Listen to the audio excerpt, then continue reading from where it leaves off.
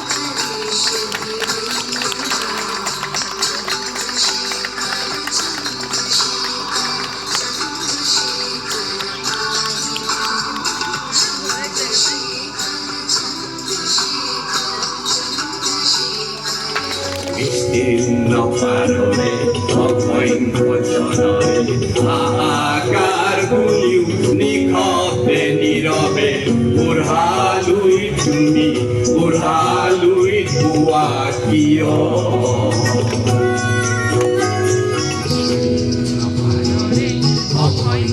জনরে আকার গুলিও নিখতে নীরবে ওরহালুই তুমি ওরহালুই তুয়া কিয়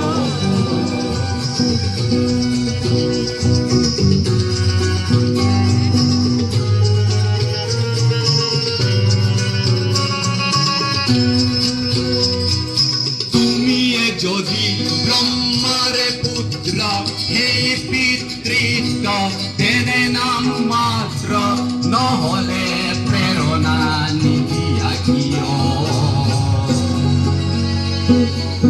মন্ত্রচরারে কুরুক্ষেত্রে অনহয় যাকে আলিঙ্গন করা ভীষ্মরূপী অজস্র বীর জগাই নুতুলা কিয়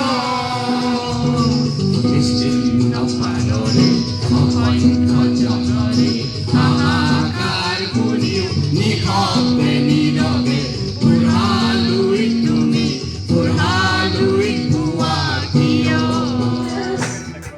Rising up through the air, up the heart and the distance, I saw a shimmering light. My head grew heavy and my sight dim. I had to stop for the night. Then she soon moved away. At the mission bell, I was thinking to myself, this could be heaven or this could be hell. কবিতাৰ শীৰ্ষক হ'ল লাজত। মনত পৰেনে বাৰু তোমাৰ আমাৰ ঘৰলৈ নকৈ আহিবৰ বেলা পুৱা একেখন চিটতে বহিছিলা তুমি আজিৰ দৰেই গাড়ী। মনত পৰেনে বাৰু তোমাৰ সেইদিনা সংকোচে বহি থকা মোৰ কাষত তলমূৰ কৰি উচুপি ফেকুৰি খালিম দূৰত্বত খোলো খোলো দ্বার রাখিও না আর বাহিরে আমায় দাঁড়াই খোলো খোলো দ্বার রাখিও না আর বাহিরে আমায় দাঁড়াই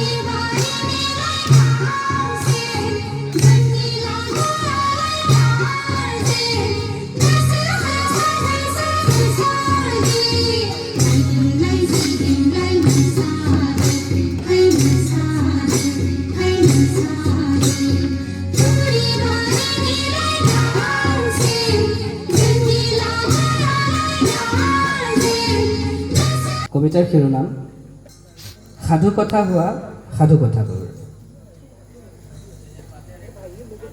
ৰামধেনুৰ পৰা ধনুখন লৈ চিলাইখন ৰৈ থাকে।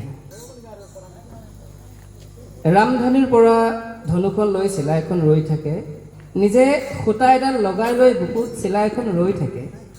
উৰুৱাই দিবলৈ এধানিমান হাতখন নোহোৱা হোৱাৰে পৰা চিলাইখন ৰৈ থাকে। আৰু উৰি যাব খোজে সৰু চিলা হৈ থকা দিনবোৰ।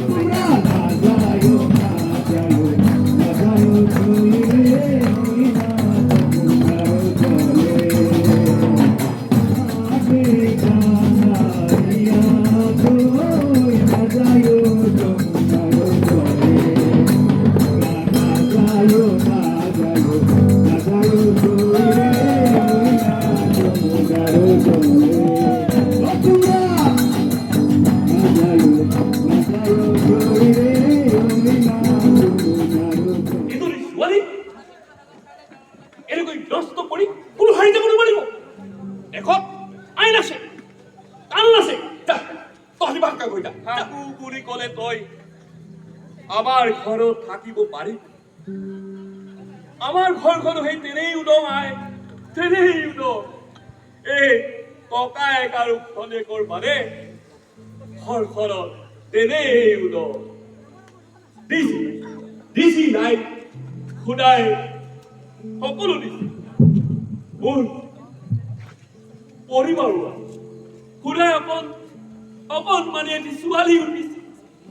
নেথাকি নাই, নেথাকি আজি সেই 14 বছৰ আগত গোটেই গাঁওখনত মহামাৰীয়ে আধা মানুহ লৈ গ'ল।